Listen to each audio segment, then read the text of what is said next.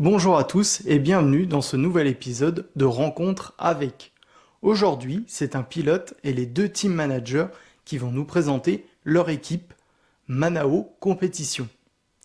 Cette dernière est originaire de la Mayenne à Évron, près de Laval. Je les ai rencontrés à l'occasion des 8 heures de Spa-Francorchamps, comptant pour le championnat du monde d'endurance moto. Je tiens à remercier l'ensemble de l'équipe Manao Compétition pour cette interview et leur accueil tout au long de ce week-end belge. N'hésitez pas à vous abonner à la chaîne et à me rejoindre sur mon compte Instagram. N'hésitez pas non plus à laisser un commentaire sous cette vidéo.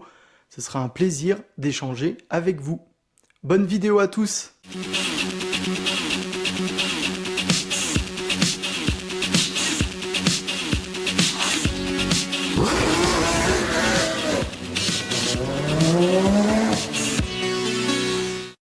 Bonjour, Dominique Pessager, je suis team manager de Manalo Compétition. Je m'appelle Samuel Trub, je viens de Suisse.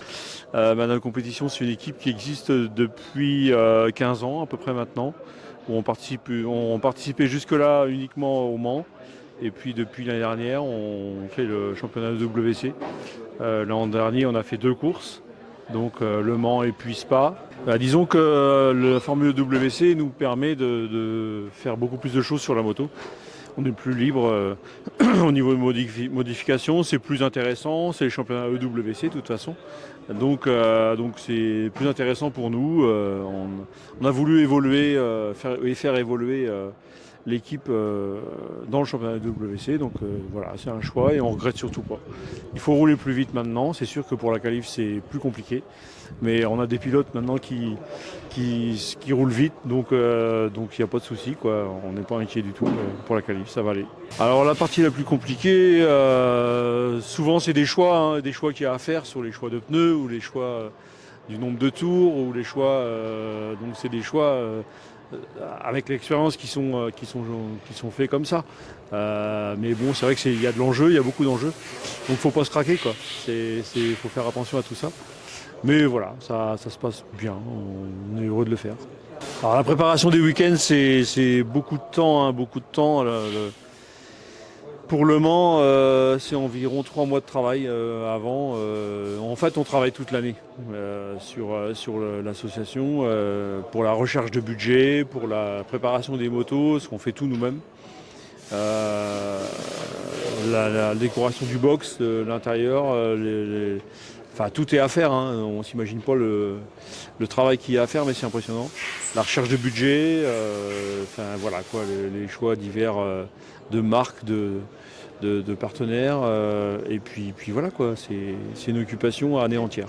D'ailleurs, vous roulez également pour la Ligue contre le cancer. Alors avec eux, il n'y a aucun échange financier. Voilà. Dans notre famille, on a été beaucoup touchés par cette maladie-là. Et puis moi j'ai voulu, depuis 2014 ou 15, je ne sais plus trop l'année, mais j'ai voulu faire connaître le mot cancer et dire que c'est pas forcément la fin du monde, c'est pas la catastrophe. Forcément pour certains c'est le cas, mais moi j'ai voulu dire que ce mot-là, c'est pas un sujet tabou, quoi. Il faut en parler. C'est important quand on est touché par cette maladie-là. Eh bien, c'est une grande surprise, c'est une mauvaise surprise. Mais il faut la gérer. Et puis maintenant, c'est quand même soigné pour beaucoup de personnes. Donc voilà. C'est moi qui ai voulu faire que ce soit pas un sujet tabou. Et voilà. Donc il n'y a aucun échange financier, rien du tout. Forcément, parfois on a des dons, donc on reverse ça à la Ligue, mais ça peut très bien se passer sans dons, sans rien, et puis ça permet de faire parler d'eux, et puis voilà, quoi, ça ne coûte rien, et puis c'est bien. Est-ce que vous pensez qu'il faut nécessairement une bonne entente entre les pilotes pour faire un bon résultat? Alors, il faut savoir que c'est un sport d'équipe. Alors, autant les courses de vitesse où là le pilote est tout seul, là c'est un sport d'équipe. Donc il faut une bonne entente entre les 3 pilotes, c'est sûr. Il faut pouvoir régler la moto, il faut que chacun s'adapte à la moto, chacun s'adapte à l'autre pilote. Donc forcément, c'est un sport d'équipe, donc automatiquement, il faut une bonne entente.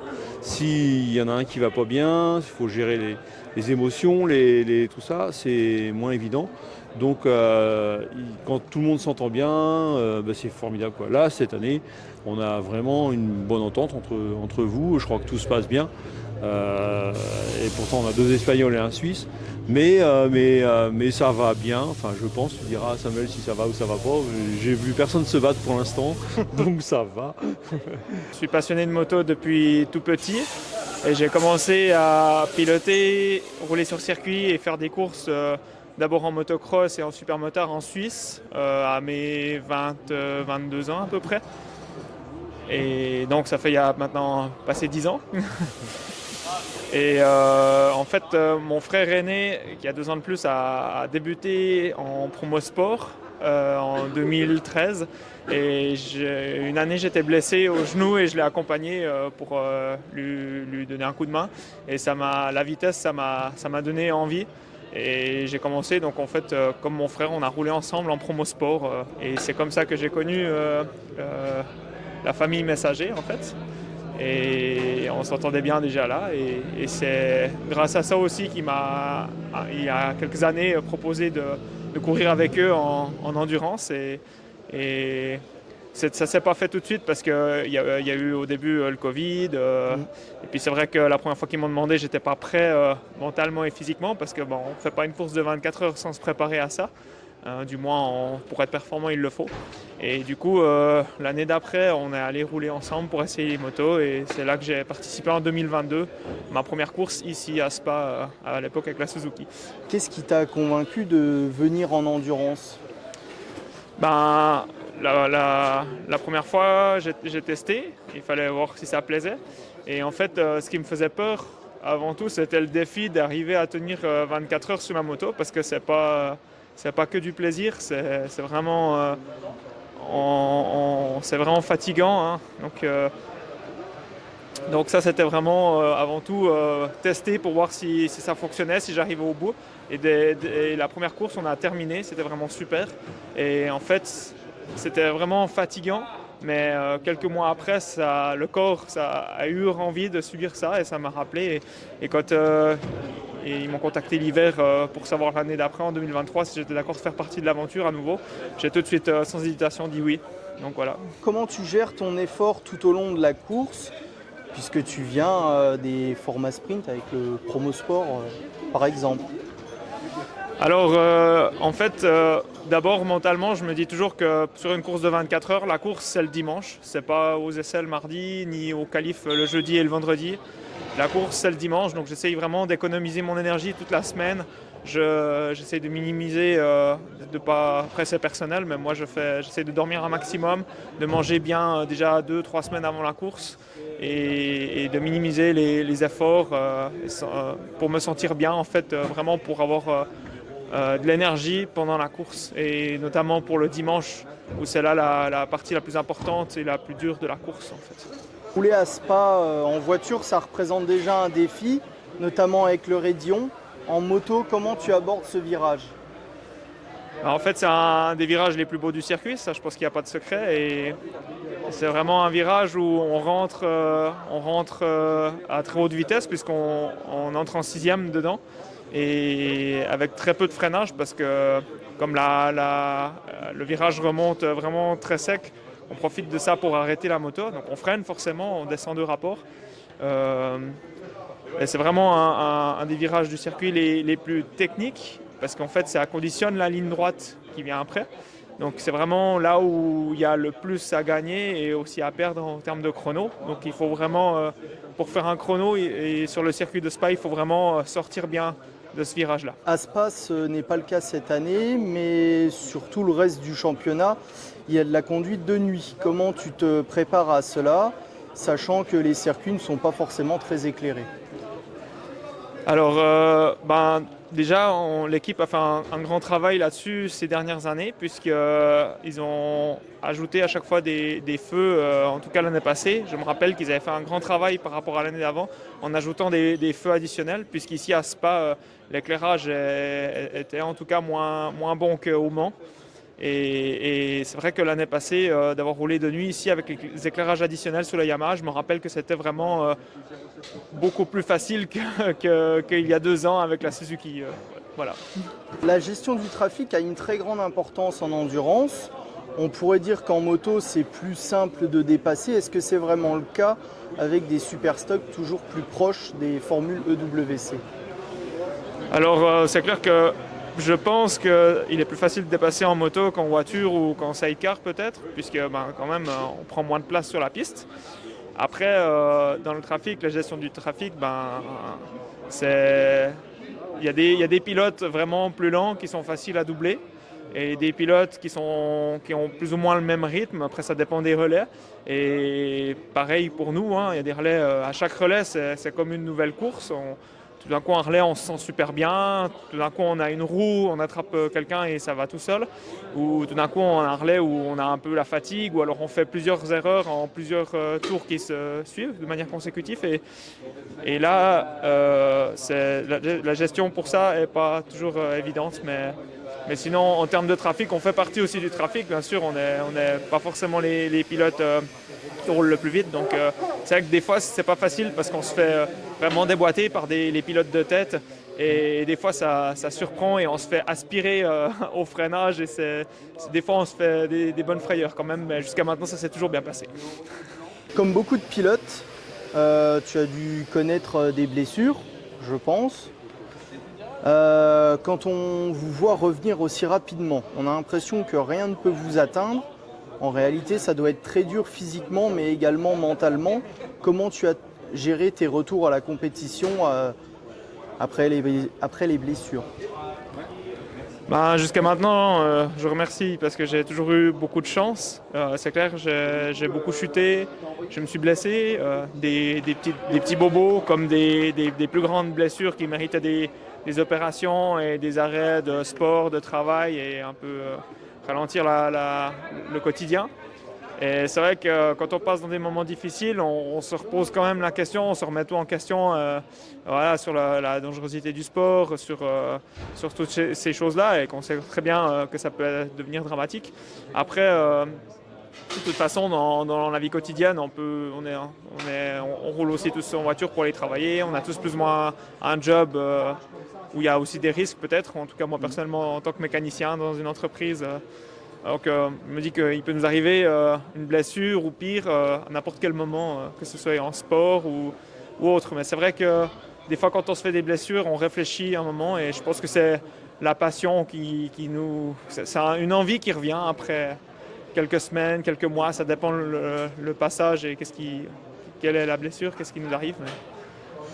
Ta moto, tu la partages avec au moins 2 autres de tes coéquipiers, chacun a son style de pilotage. Comment tu fais pour t'adapter à la moto? Alors ça c'est une des facultés que j'ai de la chance, comme j'ai beaucoup roulé avec beaucoup de motos différentes, dans beaucoup de disciplines, parce que j'aime tout dans la moto, j'aime le motocross, j'aime le supermotard, j'ai même essayé le trial, j'ai fait des courses d'enduro, des courses de vitesse, et en fait avec plein de disciplines et plein de motos différentes, ça me permet de pouvoir rouler en fait avec un peu tout et n'importe quoi et être à l'aise en fait sans trop se poser de questions et ça c'est quand même bien, c'est une chance. Merci beaucoup Samuel, merci beaucoup Dominique. Moi c'est Jean-Michel Messager, donc je suis le frère de Dominique Messager que vous avez pu voir à la petite vidéo précédente. Donc on est tous les deux, on s'occupe de la gestion du team. Donc moi je m'occupe plutôt de toute la gestion de tout ce qui est administratif. Voilà. Et puis mon frère il s'occupe plus de tout ce qui est la partie technique, roulage et tout ça. Là ici tu vois nous avons ici toute la partie l'univers du pilote où on fait des petits débriefs avec eux ici pendant la course. C'est beaucoup plus calme. En gros à la sortie du roulage on fait un débrief directement avec eux, sortie de la moto avant que le deuxième reparte et après on débrief ici quoi. Dani Stolz, et du coup elle gère la cuisine. Donc en bas l'hospitalité, elle se débrouille de nous faire à manger avec l'aide de Romain Stolz. En gros c'est son mari et il l'aide à la cuisine et en plus il est au refouling, c'est-à-dire qu'il percute l'essence sur la moto. Donc voilà, ce sont des postes clés. Sans ces gens-là, on ne peut rien faire. Il faut savoir qu'on est toute une équipe et on est réunis. Sur une grosse course, on est 30 personnes. Ici, tu as toute la partie mécanique où donc tu as Nathan ici, donc là qui s'occupe vraiment de la partie mécanique de la moto. Donc c'est lui maintenant, donc c'est le fils de Dominique. Hein, et mon neveu, parce que c'est une histoire familiale. Donc il est avec une équipe de mécaniciens, ce sont des jeunes qui étaient à l'école avec lui. Une moto c'est à peu près 225 chevaux, 180 kg. Ouais. C'est des CBR 2024, donc les dernières générations. Donc là c'est un couvre-réservoir qui a chuté tout à l'heure. Ouais. Pas très joli. Voilà à quoi ressemble un âge de CBR 2024. Température moteur, les stratégies électroniques utilisées. Les modes de frein moteur, la pompe à essence, le niveau d'essence dans le réservoir, la vitesse, le régime moteur, tout ça ramène pas, mais vraiment ce qu'on demande au pilote de regarder c'est la température moteur, la jauge à essence, et puis déjà c'est pas mal. On voit qu'il y a pas mal de boutons sur les bidons. À quoi ils servent? Alors, là c'est pour le Neyman. Là, c'est pour le contact principal de la moto, pour démarrer la moto. Et ici, c'est des boutons qui servent à régler justement les différentes, à sélectionner les différentes stratégies électroniques qui ont été faites au préalable dans la semaine. Il peut ramener la moto pour les voies de sécurité, il peut la ramener aussi sur la piste à faible allure, s'il arrive à la mettre en route, et il peut demander l'assistance d'un camion.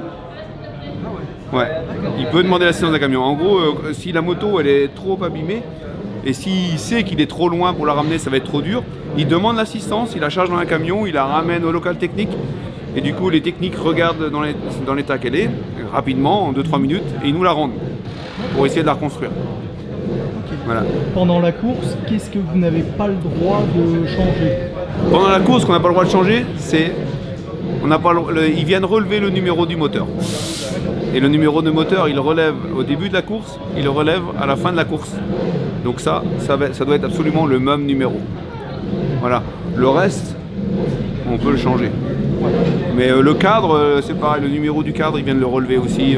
Mais de toute façon, en gros, si on part à refondrer une moto complète, c'est pas la peine. Mais voilà, même si ça va très vite, hein, quand on sort de chutes très lourdes où la moto elle arrive détruite, elle est reconstruite en 30 minutes. 30 minutes. Et on peut parler aussi un peu des pit stops, parce que ça c'est un élément en course moto d'habitude on ne voit pas, et là c'est des pit stops. Moi j'ai été assez impressionné de la rapidité des pit stops en moto.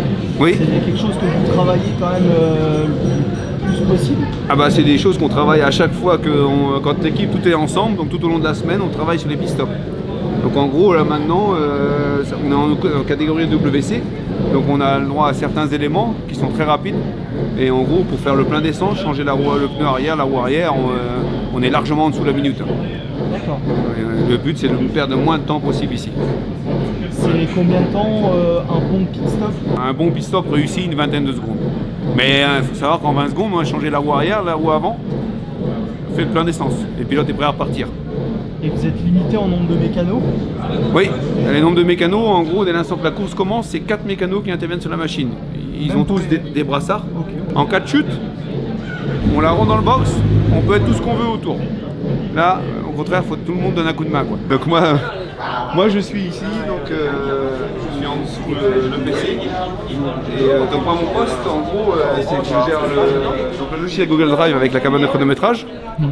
Et puis en gros, moi c'est moi qui donne le feu vert pendant la course pour l'essence. C'est-à-dire que je sors et en gros quand je donne le top, ils peuvent mettre de l'essence. Ils me regardent et quand je dis go, ils percutent de l'essence. Voilà. J'ai vu aussi là pendant la première session de qualification, vous êtes aussi le maître du temps.